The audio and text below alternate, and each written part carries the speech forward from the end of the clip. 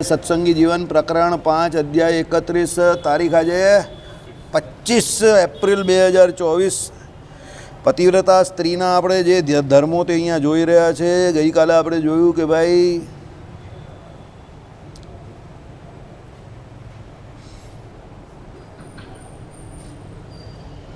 ઉચ્ચ આસનમાં કદાપી બેસે નહીં, પર ઘેર નિષ્કારણ જાય નહીં, બરાબર, બીજાના ઘરે ખાલી ખાલી જાય નહીં, સાંભળનારાને લજ્જા ઉપજે એવા તુચ્છ વચનોને બોલે નહીં। હંમેશા કોઈ પણ વ્યક્તિ હોય, પતિવ્રતા સ્ત્રી હોય કે આપણે કોઈ પણ હોઈએ, વેણ એવા બોલવા કે જે તમને પોતાને સહનીય હોય, જે વસ્તુ તમને સહન નહીં થતી એ બીજાને ના બોલવી। એક વસ્તુ હંમેશા યાદ રાખવાનું, બીજા જોડે કોઈ દિવસ એવું આચરણ કે એવું વર્તણૂક ન કરવી એવી કે જે તમને પોતાને ગમતી ના હોય, સમજો। એટલે હંમેશા યુધિષ્ઠિરજીની જેમ કે ભાઈ સદાચાર તે કેવો સદાચાર, જે સદાચાર મને ગમે છે એવો નહીં, શાસ્ત્રોને ગમે છે, અને એ સદાચારની આશા હું બીજા પ્રત્યે રાખું છું, અને એ પોતે પણ એ સદાચાર જે કંઈ છે એનું પાલન કરે છે। બીજા નથી કરતા તો એને જવા દે છે, યુધિષ્ઠિર માફ કરી દે છે, સમજો કે ભાઈ સદાચારનું પાલન મારે કરવાનું છે એવું યુધિષ્ઠિર સમજતા હતા। એવું છે અહીંયા કે ભાઈ સાંભળનારાને લજ્જા ઉપજે એવા તુચ્છ વચનોને બોલવાના નહીં। તમારી ભાષા જે છે તે, તમારી જે વાણી જે છે એ જ તમારું કેરેક્ટર બને છે, આવું ચાણક્ય કહેતા હતા। તમે જે કંઈ બોલો છો એ જ તમારા કેરેક્ટરનું, એ તમારા એબાઉલ, તમે જે કેવા વ્યક્તિ છો એનું ચિત્ર રજૂ કરે છે, સામેવાળાના મગજમાં ઇમેજ એક ઊભી થાય છે। એટલે તમારે જે કંઈ બોલવું છે કે તમે જે કંઈ કહેવા માગો છો એને એવી ભાષામાં કહેવું, એવા શબ્દો એમાં સિલેક્ટ કરો કે સામેવાળાને જેવું છે તેવું સમજ તો પડી જાય, પણ એની જોડે એને કે તમને બેમાંથી કોઈને એનાથી કંઈ ખોટું ન ગ્રહણ કરે, કોઈ બેમાંથી એક સમજ। અત્યારે પ્રોબ્લેમ દુનિયામાં સૌથી મોટો આ છે, લોકો શબ્દોની ભાવનાને સમજી નથી શકતા, બરાબર। અને એ એવી વસ્તુ છે કે person to person it varies, કયા શબ્દનો કયો અર્થ છે, એને કેવી રીતે, કેટલો, કયા અર્થમાં, કયા ભાવમાં ગ્રહણ કરવો, એટલે બહુ અઘરું કામ છે। એટલા માટે સામાન્ય રીતે એવું કે આ બધા મોટા મોટા લેખકોને, કવિઓને, વિદ્વાનો હોય ને, એ લોકોની સભામાં એ લોકો બેઠેલા હોય ત્યારે એ લોકો એકબીજાને જે કંઈ શબ્દોની આપ-લે કરતા હોય ને એમાં ઘણી બધી ગાળો પણ આવતી હોય, પણ એ લોકો એને સ્પોર્ટ્સમેનશીપથી લેતા હોય પોતાની ઉપર, સમજો। એ લોકોના તકિયા કલામ પણ જે કંઈ હોય, એટલે એ લોકોના ઉપનામ પણ હોય, ઘણાના કવિઓ એના ઉપનામ હોય, લેખકો એના ઉપનામ હોય, બરાબર। કલાપીના આ બધા જે કયા છે ઘણાના, તે ઉપનામ છે, સમજો, બરાબર। તો એ ઉપનામ પણ એ લોકોના હોય, તે ઉપનામમાં પણ કંઈ ને કંઈ રહસ્ય છુપેલું હોય। એટલે કહેવાનો તાત્પર્ય એવું છે કે ભાઈ સાંભળનારાને લજ્જા ઉપજે એવા તુચ્છ વચનો બોલે નહીં, પરનું ભૂંડું જણાવનારા અપશબ્દોને કદાપી ઉચ્ચારે નહીં। અપશબ્દનો પ્રયોગ ન કરવો। સામાન્ય રીતે અપશબ્દો જે છે તે તમારી ઉપર તમને જ લાંછન આપનારા થાય છે, અને એવું મેં જોયું છે ઘણી વખત કે તમે બીજા માટે જે અપશબ્દનો પ્રયોગ કરો છો એ તમને જ લાગુ પડી જાય છે ઘણી વખત। એટલે એવા અપશબ્દનો પ્રયોગ કોઈની ઉપર ન કરવો, બને તેટલા સાહજિક રહેવું અને સરળ રહેવું, અને પોતે પોતાનું કર્મ જે છે એની ઉપર એપ્રોચ ફોકસ રાખીને એ કાર્ય કર્યા કરવું। સાસુ સસરો આદિ ગુરુજનોની આગળ ઉચ્ચ સ્વરે બોલે નહીં, તેમ ખડખડાટ હશે નહીં। એટલે સાસુ સસરા આદિ જે કોઈ ગુરુજનો એની સામે ઉચ્ચ સ્વરે નથી બોલવાનું, કેમ કે પહેલાં તો એ લોકો શું કહે છે એને સાંભળવાનું છે, અને એ જે કંઈ જે વ્યક્તિને વધારે બોલવાની આદત હોય કે દરેક બાબતમાં બહુ ઊંચા સ્વરે બોલતા હોય, એ હંમેશા બહુ સારા લિસનર, એટલે બહુ સારા શ્રોતા ના હોય। એટલા માટે કહ્યું છે કે ગુરુજનો પાસે તમે જાઓ તો બોલવાનું ઓછો રાખો ને સાંભળવાનું વધારે રાખો। તમારા પ્રશ્નો હોય તે પ્રશ્ન પણ વન લાઈન હોવા જોઈએ, અને એના જવાબ જે હોય તે ભલે મોટા હોય તો ત્યારે સાંભળવાનું વધારે રાખો। કારણ કે ગુરુજનો પાસે આપણે જ્યારે કંઈ પણ જઈએ છીએ ત્યારે કંઈ ને કંઈ ગ્રહણ કરવા જઈએ છીએ, એટલા માટે હંમેશા સાંભળવું વધારે અને કહેવું ઓછું। પછી થયું કે એ ડિસિપ્લિનની વિરુદ્ધ છે, ખડખડાટ હસવું નહીં। ખડખડાટ હસવું એ સારી સ્ત્રીનું લક્ષણ નથી, સમજો। હસવાનું બે પ્રકારે શબ્દ અંગ્રેજીમાં પણ કહ્યા છે, એક લાફ અને એક સ્માઇલ। સ્માઇલ તમે તમારા ચહેરા પર કાયમ માટે રાખી શકો છો, બરાબર, પણ પછી તમે જોરમાં હસતા હો એ બહુ ખરાબ વસ્તુ છે। એ બધા અસુરો હશે ને એવું લાગે હા હા હા હા કરીને ઠાવકા દે નહીં એટલે એવું ન હસવું, બરાબર બરાબર. આવી રીતે હસતા હોય ને લોકો, ઘણા લોકો હા હા હા હા કરીને હસે. હસો, ના નહીં પાડતા, પણ હસવામાં શું છે કે સ્માઇલ એવી હોવી જોઈએ કે લક્ષ્મીજીની કેવી સ્માઇલ છે ચહેરા પર, ભગવાન નારાયણના ચહેરા પર કેવી સ્માઇલ છે, આપણા ઘનશ્યામ મહારાજના ચહેરા પર કેવી સ્માઇલ છે. હસે તો દાંત નહીં દેખાવા જોઈએ, હસે તો દાંત નહીં દેખાવા જોઈએ, સમજો. આ એનું લક્ષણ છે. તમે હસો તો એટલું હસો કે તમારા દાંત નહીં દેખાય, એને ક્યુટ સ્માઇલ કહેવાય. પછી બોલો હે પેલા રાક્ષસો હશે ને, દાંત જીબડા બીબડા બધું દેખાય એનું, અમુક તો એવી રીતે હલતા હોય આખા આમ કરતા, બરાબર. એવી રીતે હલવાનું નહીં, એટલે સારા હિલતા બહુ જ્યાદા હે, इसका પૈસા કાટ લે એમ કરીને પૈસા કાપીને આવ્યો કોઈ, બરાબર. એટલે ખડખડાટ હશે નહીં. ચલો, પરપુરુષ સાથે બોલે નહીં, તેનો સ્પર્શ કરે નહીં. આ પણ બહુ સામાન્ય આજ્ઞા છે દરેક સ્ત્રી માટે ને દરેક પુરુષ માટે પણ આમ તો છે કે વગર કામનું કોઈની જોડે બહુ બોલવું નહીં, એને સ્પર્શ કરવો નહીં. પણ જે એમ કહે કે પતિવ્રતા નારી છે એના માટે તો ખાસ છે. તેમાં સંન્યાસી વણિક એટલે વેપારી, તેમાં સંન્યાસી વણિક એટલે વેપારી, વૈદ્ય અને વૃદ્ધની સાથે યાવત પ્રયોજન બોલે. જો આવી ગયું ને કે પરપુરુષ જોડે બોલવાની ના પાડી તો પછી બોલ્યા વગર આ લોકો જોડે વ્યવહાર કેવી રીતે થાય? દાખલા તરીકે સંન્યાસી હોય તો સંન્યાસી જોડે બોલવું પડે ને કે તમને શું જોઈએ છે. ઘરે સંન્યાસી આવેલો એને માગે કંઈ ભિક્ષાનદેહી કરીને, તો એ કાચું લે છે, પાકું લે છે, શું જોઈએ ને? ઘઉંનો લોટ ચાલે કે ભાઈ પછી કંઈ બેસન જોઈએ છે કે શું જોઈએ છે એમ? તો એ સંન્યાસી જોડે બોલવું પડે થોડું ઘણું, બરાબર. બીજો વણિક, હવે વણિકની દુકાને જઈએ આપણા આ પેલા જે આપણા એ હોય કરિયાણાવાળાની દુકાને, તો બેનો જ જતા હોય ને સામાન્ય રીતે, બરાબર. તો હવે એને જે કંઈ જોઈતું હોય તો વાત તો કરવી પડે ને કે ભાઈ 500 ગ્રામ આ જોઈએ છે, કિલો આ જોઈએ છે, આ જોઈએ છે, આ જોઈએ છે, આ લિસ્ટ છે, હું જરા બજારે જઈને બીજી વસ્તુ લઈને આવું છું, તમે તૈયાર રાખો, બરાબર. તો એ પ્રમાણે જોઈને પહેલાંના સમયમાં અમે જ્યારે નાના હતા ત્યારે અમારા બાપને કામ સોંપતા હતા, તમને એવું જ કહે કે જો હું આ બાજુ જાઉં છું તું આ બાજુ જા, બરાબર. દિવાળીનો સમય હોય ને બહુ ભીડ હોય માર્કેટમાં. પહેલાં તો એક ભાગળ પર જ બજાર હતું, તો ભાગળના બજારમાં જવાનું એટલે દિવાળીના ટાઈમ પર એટલે તમારી હાલત ખરાબ થઈ જાય, ચન્ની પડવાથી હાલત ટાઈટ હોય તમારી. પહેલાં બહુ ભીડ રહેતી હતી ભાગળ પર, સમજો. તો કેવી હાલત હોય કે પેલી બાજુ એક પાછળથી જાય ને એક આ બાજુથી લઈ, અને પછી બંને એકબીજાને મળે ત્યાં સુધીમાં બધું પૂરું કરે. શાકભાજીનું અલગ હોય, પેલી બાજુ ગાંધી કરિયાણાનું અલગ હોય, માવાવાળાની દુકાને જઈને માવો લઈ, ચારોળી આ બાજુ લેવાની હોય તો અલગ હોય, ઇલાયચી એને ત્યાંથી જ લેતા હોય પેલા ગાંધીને ત્યાંથી જ, બરાબર. પછી પિસ્તી લેવાની હોય તો પિસ્તી લઈ, મીઠાઈ બનાવવાની હોય ને દિવાળીમાં તો એ પ્રમાણે. પછી એ પ્રમાણે એટલે કહેવાનું તાત્પર્ય શું છે કે એની જોડે વેપાર કરવાનો હોય એટલે તમારે એની જોડે જે કંઈ વિનિમય કરવાનો છે તો એ વાત તો કરવી પડે ને. એટલે યાવત પ્રયોજન બોલે, એટલે જેટલું જરૂર છે એટલું બોલે એમ. પછી વૈદ્ય છે, વૈદ્યને ત્યાં તમે જાઓ તો તમને કંઈ તકલીફ છે તો જ બોલો ને, એટલે જાઓ ને, અને જાઓ તો બોલવું પણ પડે કે આ તકલીફ છે, નહીં તો પેલા વૈદ્ય ખબર કાઢી પડે કે આને શું તકલીફ છે. આમ કરીને કંઈ ઈશારાથી થોડો કહેવાનો છે, બરાબર. એટલે એ કંઈ ગુંગી પિક્ચર થોડી ત્યાં જઈને ચલાવવાની. ઘણા લોકો એવા ગુંગી પિક્ચર ચલાવતા હોય, બરાબર. પછી કંઈ મૌન વ્રત છે, મૌન વ્રત છે એમ કરીને બોલી દે મૌન વ્રત છે, તો મૌન વ્રત છે એવું શું કામ બોલે છે, બરાબર. તો પહેલાં ગુંગી પિક્ચર જ ચાલુ હોય, પછી પેલો તો પેલો પછી ચાલે કંઈ મૌન વ્રત છે, કંઈ ખબર નહીં પડતી, તો ભાઈ બોલે જ શું કામ મૌન વ્રત છે તો, બરાબર. એટલે આવી હાલત થઈ જાય. એટલે કહેવાનું તાત્પર્ય શું છે, વૈદ્યને ત્યાં જઈએ તો કહેવું પડે, વ્યવસ્થિત સમજાવવું પડે.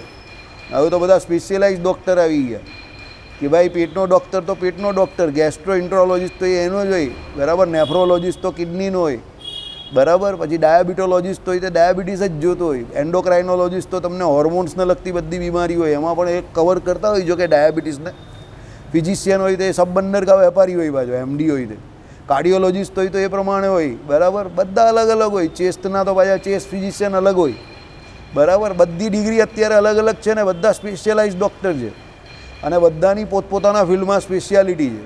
તો તમારે એ પ્રમાણે એ ડૉક્ટર પાસે જઈને એ પ્રમાણે કહેવું પડે ને કે મને આ તકલીફ છે, બરાબર. તો એ પ્રમાણે પછી તમને જે કહ્યું હોય તે કહે. અને વૃદ્ધની સાથે યાવત પ્રયોજન બોલે. હવે કોઈ વૃદ્ધ બિચારા તકલીફમાં હોય તો હવે એની તકલીફ સમજવા માટે તમારે એની જોડે વાત તો કરવી પડે ને, એટલે યાવત પ્રયોજન એની જોડે પણ બોલે.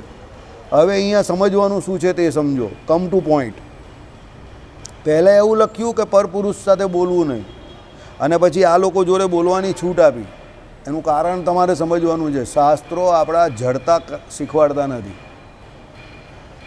એટલે આનો અર્થ એવો લેવાનો કે યાવત પ્રયોજન તમે બોલી શકો. મહારાજે આજ્ઞા કરેલી જ ને કે સંન્યાસી હોય ને એવું હોય ને જતા હોય રસ્તામાંથી ને કોઈ સ્ત્રીનો એમ કહે કે પ્રાણ જાય એવું હોય, ડૂબી જતી હોય, બરાબર, પાણીમાં કે કોઈ જગ્યા પરથી કંઈ લૂંટારું બૂટારું કે એવું કંઈક એને ભય હોય, તો એના પ્રાણની રક્ષા એનો સ્પર્શ કરીને કે એની જોડે બોલીને પણ થાય એ સમય પર. પછી ઘરે જઈને પ્રાયશ્ચિત કરી દેવાનું આશ્રમમાં જઈને.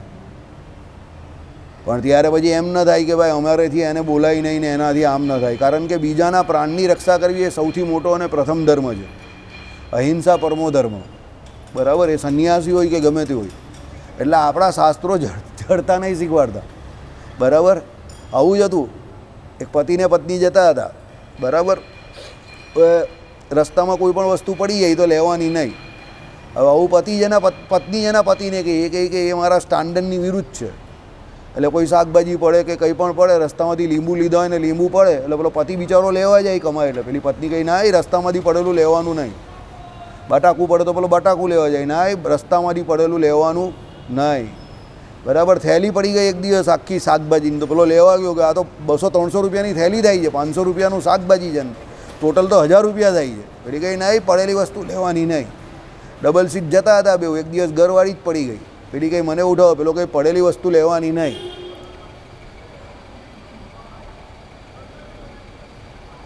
બરાબર. એટલે પેલા બેન ભેરવાઈ ગયા ત્યારે, સમજી ગયા. એટલે જડતા રાખવી નહીં. એમણે જ શીખવાડેલું પડેલી વસ્તુ લેવાની નહીં. તે જ આંટીમાં આવી ગયા એક દિવસ, ગાડી પરથી પડી ગયા. પેલાને કંઈ કે હાથ આમ કરીને આપ્યો કે ભાઈ હવે એ લેવું. તો પેલો કહે ભાઈ તમે જ કહ્યું છે પડેલી વસ્તુ રહેવાની નહીં, ને આજે તો સૌથી કામની વસ્તુ ગઈ.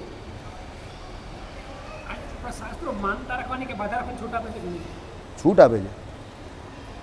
સકામવાલાને બધી છૂટ છે, નિષ્કામવાલાને કોઈ છૂટ નથી. તમારે શું કરવું છે તમારા હાથમાં છે. તો શ્રીજી મહારાજે શું કહ્યું એ સમજો કે તમે સકામ ભક્તિ કરો અને તમને મળી જાય તો તમે એ માર્ગમાં બહુ આગળ વધો, ન મળે તો તમે પહેલાં આવીને તરત જ તમારું એક્ઝિટ થઈ જાય, એન્ટ્રીમાં જ એક્ઝિટ. એટલે સકામ ભક્તિ કરવી બહુ રિસ્કી છે, સમજો. પેલો માનતા રાખે તો પાછો બીજા દેવતા નહીં રાખે, કોઈની પણ રાખે, પણ એ પૂરી તો છેલ્લે એ દેવતા થ્રુ બી ભગવાન જ કરવાના છે. કારણ કે એમનામાં પણ અંતર્યામી પણ એ ભગવાન જ રહેલા છે, બરાબર. ના કોઈ પાડી નથી શાસ્ત્રોમાં, પણ તમે સકામ કરશો તો પાછા અહીંયા આવવું પડશે ભોગવવા માટે. નિષ્કામ ભક્તિ કરશો તો ભગવાન પાસે જશો.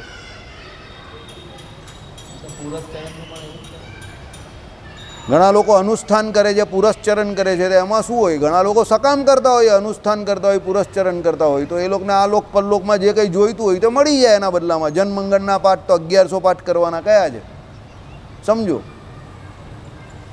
બરાબર. અરે 11,000 સોરી, 3 મહિના એટલે 11,000. હા ચાલો બરાબર છે.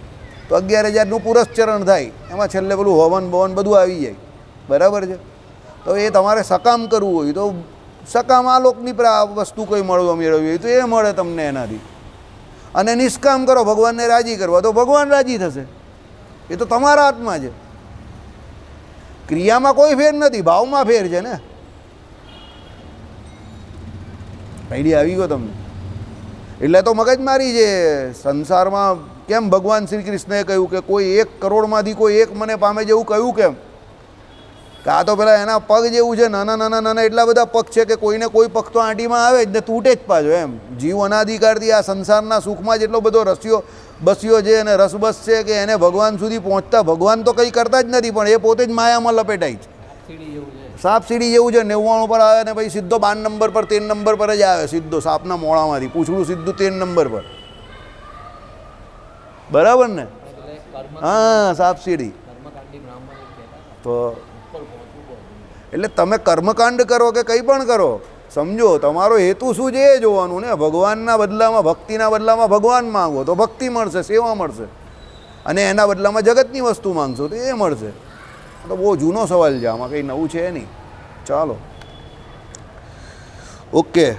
પ્રયોજન વિના ભાષણ તો તેમને પણ ન જ કરે, તેમને વિશે પણ ન કરે. પ્રયોજન વિના બોલવાનું જ નથી, સમજો. વ્યર્થ ભાષણ કરવાનું નહીં, કોઈએ પણ નહીં.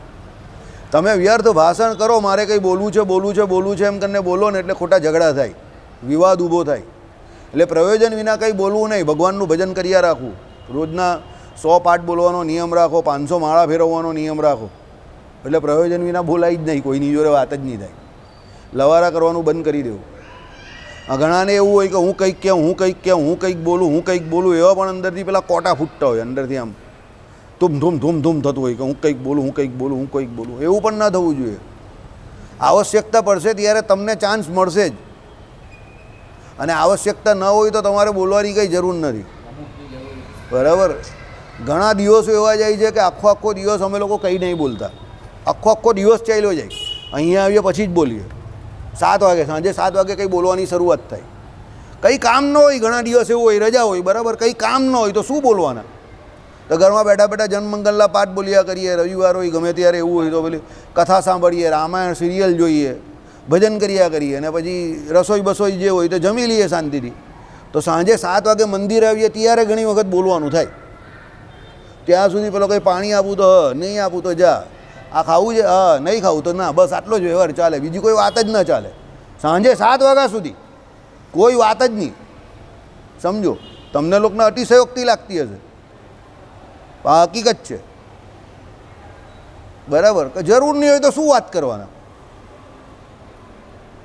જરૂર ન હોય તો શું વાત કરો તમે? સમજો. બરાબર. મારા પપ્પા તો ઘણી સવારે 4 સવા 4 ઉઠે ને પછી સીધા નીચે 12 સાડા 12 જ આવે, ત્યાં સુધી એક પણ શબ્દનો વ્યવહાર જ નહીં થાય કોઈની જોડે એમનો. 12:30 1 વાગ્યા સુધી એક પણ શબ્દ ના બોલે, નોટ અ સિંગલ વર્ડ. કારણ કે એમનું બાથરૂમ સેપરેટ, એમનું બધું જ સેપરેટ, કપડાં સેપરેટ, બધું સેપરેટ, અને સીધા ભગવાનના રૂમમાં જઈને બેસી જાય. 12:30 જમવા આવે, ઠાકોરજીનો થાળ અમે ધરાવી દઈએ અને નીચે આવીએ ત્યારે જ એમનું ફર્સ્ટ ટાઈમ કંઈક બોલવાનું થાય. સવારથી 4-8 કલાક સુધી કંઈ ના બોલે. પછી પાછા ઉપર જાય તો પછી પાછા સાંજે જ આવે તો પાછા 4-5 કલાકનો વિશ્રામ, અને પછી પાછા અત્યારે આવે ત્યારે થોડીક વાત કરે, પછી પાછા જાય, એટલે પાછા આખી રાત તો બંધ જ હોય. એટલે આખા દિવસમાં બહુ ઓછું બોલતા હશે. બોલવાનું જ નહીં, શું જરૂર છે?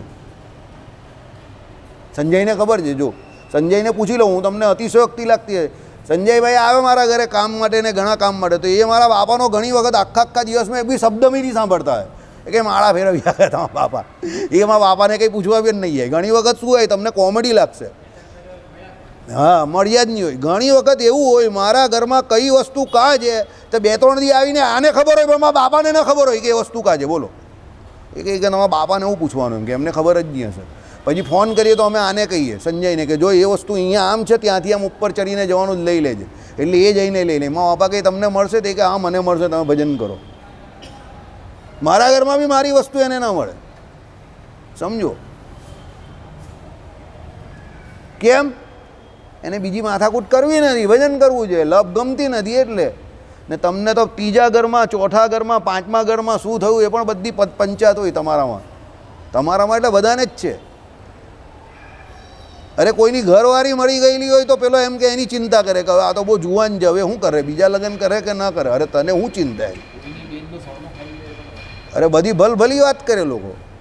એ કહે કે આની બેનનું પેલો સોનું ખાઈ ગયો, આનો પેલાનું આનું આમ થઈ ગયું, આ એની પેલા ભાઈના ઘરવાળાને આનું આમ, ને તો બધા કંઈ કાકાના કનેક્શન કાકા જોડે લોકો. અરે મેં કહું કે તમને આટલો સમય ક્યાંથી મળે જ? મને એમ થાય.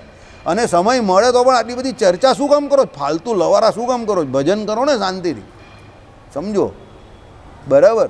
એટલે વ્યર્થ ભાષણ કરવું નહીં, જરૂર ન હોય તો બોલવું નહીં. અને તમે કંઈક બોલો ને તો એમાં લોજિક હોવો જોઈએ, કાંઈ ઇન્ટેલિજન્ટ કોમેડી હોવી જોઈએ. સમજો, ઇન્ટેલિજન્ટ કોમેડી કે જેમાં તમને ઇન્ટેલિજન્સી દેખાય. બરાબર. જેમ હમણાં મને પેલા પૂછ્યું કલ્પેશે કે પ્રાણ ને પ્રકૃતિ સાથે જ જાય, તો મેં કહું દેખો બેટે પ્રાણ તો ચલા ગયા. મેં કહું ભારત રત્ન એવોર્ડ લઈને ગયો હતો તો એને બિચારાને ખબર નહીં પડી, અમિતને ખબર પડી તો અમિત હસ્યો. અમિત કે આ ભાઈ તો કંઈ પ્રાણ તો ચાલ્યો ગયો, તે કે એનો પ્રાણ તો સાથે જ છે ને. પણ મેં કહું દેખો બેટે પ્રાણ તો ચલા ગયા. તો ભાઈ એને નહીં સમજ પડી. હવે અહીંયા બેઠેલા પણ ઘણાને ના સમજ પડી હશે.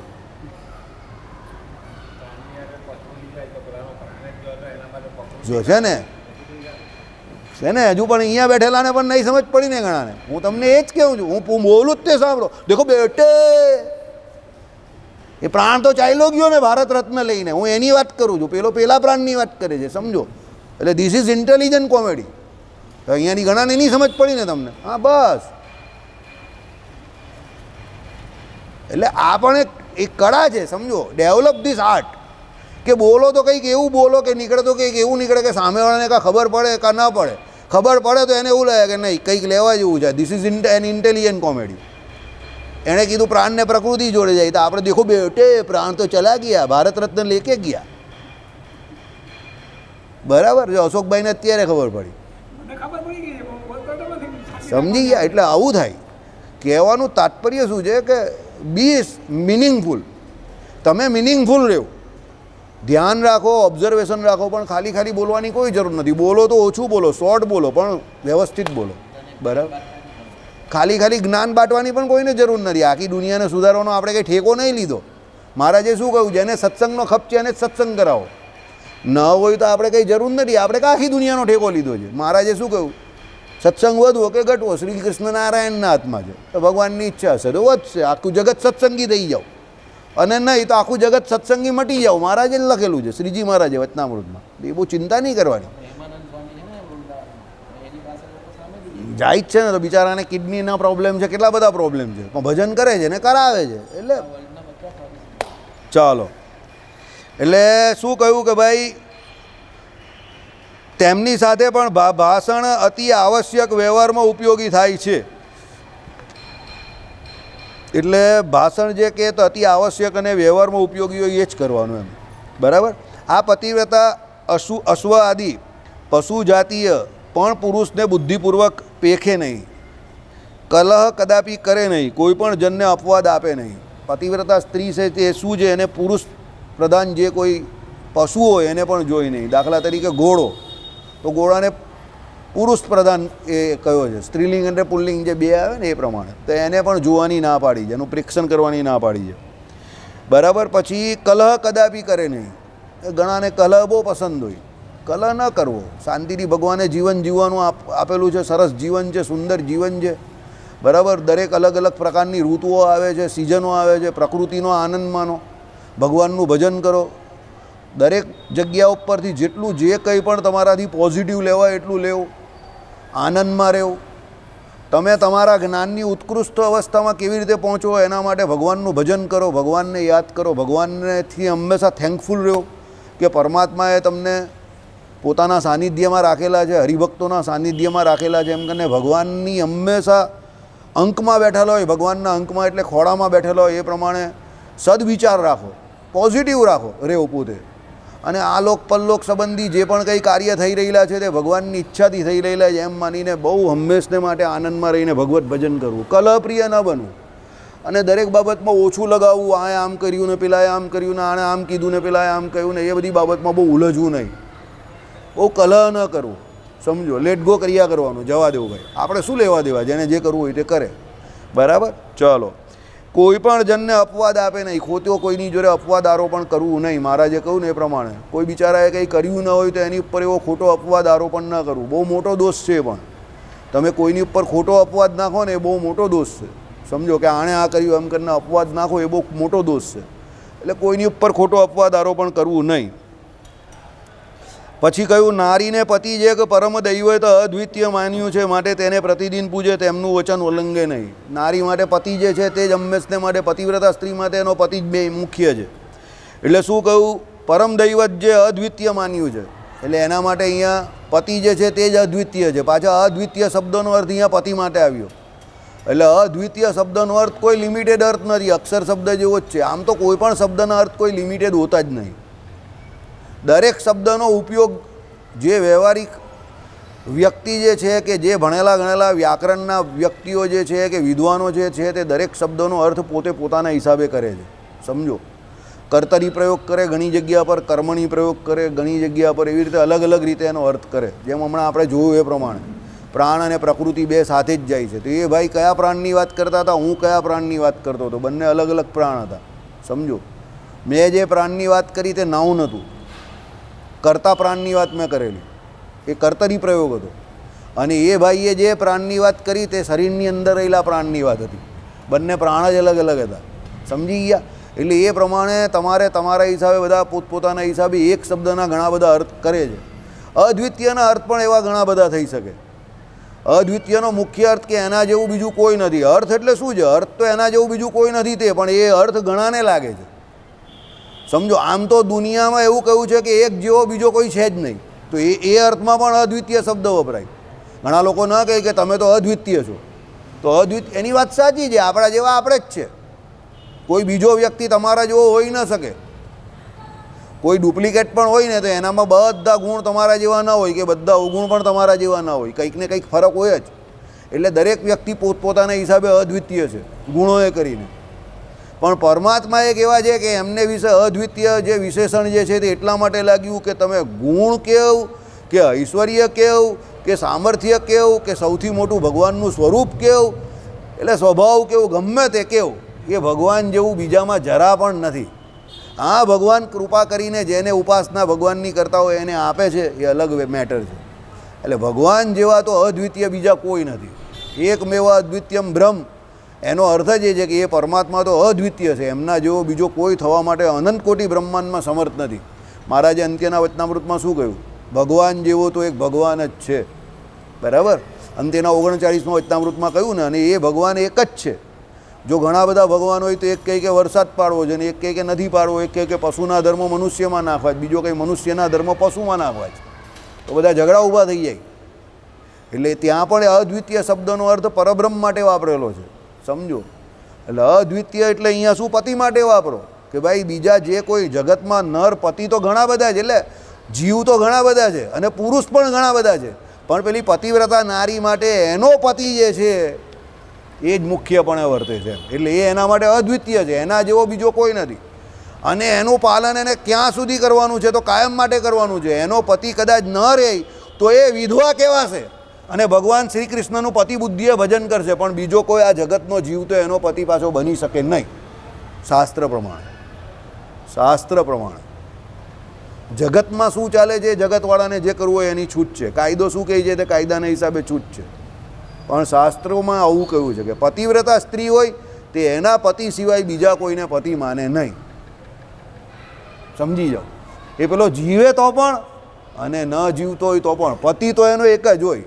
જેમ કહીને જગતમાં આપણો બાપ તો એક જ હોય, બાયોલોજિકલ ફાધર તો તમારો કોઈ એક જ હોય દરેકનો, સમજો. હા, પછી ફ્રોસ્ટર તમે કહો કે સ્ટેપ કહો કે બધા અલગ અલગ અંગ્રેજોમાં શબ્દ વાપરેલા છે, પણ એ બધા શબ્દ જે છે તે તો ટેમ્પરરી છે, પણ ઓરિજિનલ બાયોલોજિકલ ફાધર તો દરેકનો એક જ હોય. પેલો કંઈ બાપ કેટલા, તો તમારે આંખ મીચીને કહો કે આંખ ખોલીને કહો, બાપ એક જ હોય. સમજી ગયા? ડીએનએ ફાધર તો બધાનો એક જ હોય, સમજજો.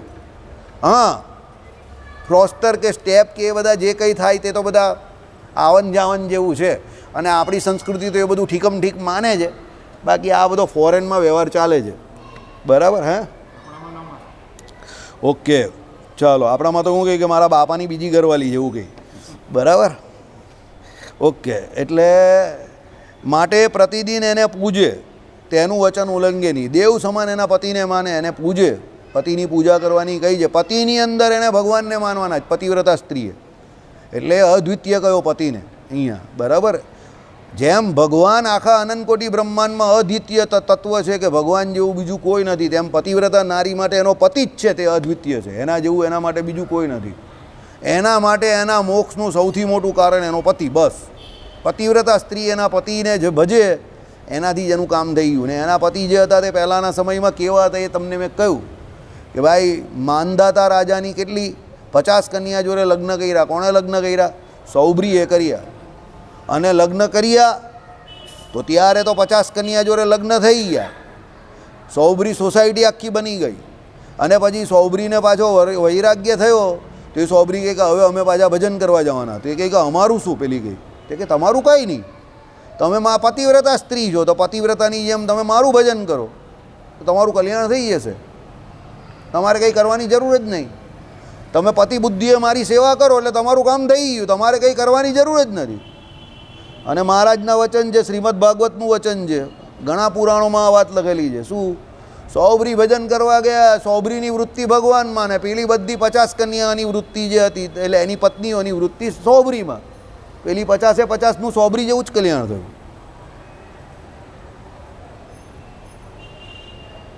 બોલો. बराबर, डिस्काउंट रेट चल रहा है आजकल, डिस्काउंट ज कहेवाय ना। तो समझो परमात्मा जोड़े कनेक्शन सोबरीनुं छे, तो पेली एमनी वृत्ति एमनी जोड़े जोड़ी दीधी, पती गयुं। बराबर, એટલે મોક્ષ માટેના રસ્તા તો ઘણા બધા છે, સમજો। હવે તમે સમજો, જે જગ્યા પર જેના જે વિશિષ્ટ ધર્મ હોય, એ જો આવા વિશિષ્ટ ધર્મનું પાલન કરશે તો એ સામાન્ય રીતે પરમાત્માને પામશે। આ નિયમ છે। પતિવ્રતાપણાનું જે પતિવ્રતાપણું જે છે તે એનો વિશિષ્ટ ધર્મ છે, વિશિષ્ટ જ છે ને ભાઈ, સમજો। પણ એના વિશિષ્ટ ધર્મનું પાલન પરફેક્ટ કરશે તો એ સામાન્ય એવા સર્વસામાન્ય જીવને સૌથી મોટું કારણ કયું છે? પરમાત્મા પુરુષોત્તમ નારાયણની પ્રાપ્તિ, એને પ્રાપ્ત થઈ જશે। કારણ કે પતિવ્રતાપણું કંઈ સહજ થોડું છે। મહારાજે એમને થોડું કહ્યું છે કે ભાઈ પતિવ્રતાપણું કંઈ એમને નથી આવતું, બહુ અઘરું કામ છે, કઠણ કામ છે। એવી પતિવ્રતા નારીઓના ઇતિહાસમાં નામ લખાઈ ગયા છે। સત્યવાન સાવિત્રીની કથા કેમ લોકો કરે છે? આજે પણ એ કથા ચાલે જ છે ને। હવે પેલું આવશે ને વ્રત, હવે આવવાનું જ છે, 2-3 મહિના રહીને આવશે હવે, સમજો। તો આજે પણ એ કેમ માને છે લોકો કે ભાઈ એ એના પતિને લેવા માટે ક્યાં સુધી પહોંચી ગયા, સમજો। બરાબર, એટલે પતિવ્રતા સ્ત્રીનો ધર્મ જે છે એના માટે એનો પતિ જ મુખ્ય છે અને એને એ જ કરવાનું છે।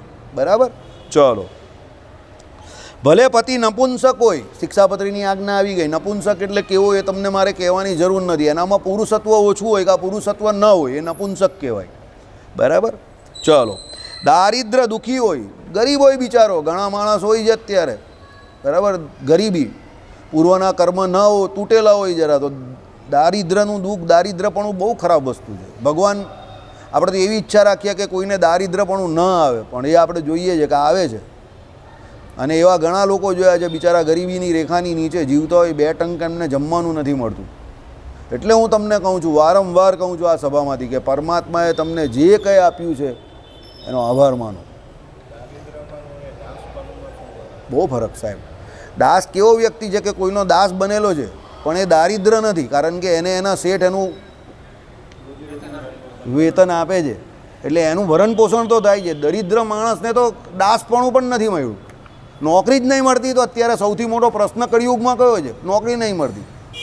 ધંધો કેટલા લોકો કરી શકે? બધાની થોડી કેપેસિટી છે। એટલે દારિદ્રપણું બહુ મોટું દુઃખ છે। ચાણક્યએ કહ્યું છે કે દારિદ્રપણું બહુ મોટું દુઃખ છે, અને ધર્મ સંબંધી કાર્ય કરવામાં સૌથી મોટો અવરોધ જો હોય તો એ દારિદ્રપણું છે। આ તમને કહી દઉં, અતિ દારિદ્રપણું જે હોય ને એ તમને ધર્મનું પાલન ન કરવા દે। તમે જ વિચાર કરો, ખાલી ફક્ત વિચાર જ કરો। સ્તંભ વિસ્તારમાં રહેતા હોય, નીચેથી ગટર જતી હોય, અને એનું પાણી ચોમાસાને વિશે તમારી અંદર હટની અંદર આવતું હોય, શું તમે ધર્મનું પાલન કરવાના? તમે શું ભગવાનની પૂજા કરવાના? આટલી નાની જગ્યામાં તમે રહેતા હો અને એમાં જ તમારું રસોડું હોય કોઈ વ્યક્તિનું, તમારું તો મારાથી ન બોલાય, કોઈનું પણ જેનું હોય તેનું બિચારાનું, અને એમાં જ એણે એક જ જગ્યા પર આ બાજુ રસોડું લાકડાનું મૂકેલું હોય, આ બાજુ લાકડાનો ખાટલો મૂકેલો હોય, એમાં એ સૂવાનું હોય। અરે જગ્યા નહીં હોય તો બિચારા ઉનાળામાં બહાર સૂઈ જતા હોય, નીચેથી આખી પાણીની લાઈન જતી હોય, એમાંથી ગંદુ પાણી જતું હોય, ગટર લાઈન જતી હોય, બરાબર, વરસાદ પડે તો એની અંદર પાણી આવતું હોય। શું ધર્મની તમે એક્સપેક્ટેશન રાખો એના પ્રત્યે? અને તમે એક બીજો વિચાર કરો, એ માણસને પરમાત્મા કે પ્રભુ પ્રત્યે કે શાસ્ત્રોના શબ્દો વિશે શ્રદ્ધા પણ કાદી જાગે, જ્યાં નાનપણથી એને આવું જ જોયું હોય। હવે એ શું મંદિર આવવાનું? જે એનો જન્મ ત્યાં થયો છે, એના બાપા પેટીયું રડવામાંથી ઊંચા નથી આવતા, એ પેટીયું રડવામાંથી ઊંચો નહીં આવતો, તો પેટીયું રડવામાંથી ઊંચો નહીં આવે તો બિચારો મંદિર ક્યારે આવવાનો? ને મંદિર ના આવે તો એને ધર્મ કાથી ખબર પડવાની, શાસ્ત્રો કાથી ખબર પડવાની? એટલે દારિદ્રતા ધર્મ પાળવામાં બહુ મોટો અવરોધરૂપ છે, અવરોધ છે, બહુ મોટો અવરોધ છે।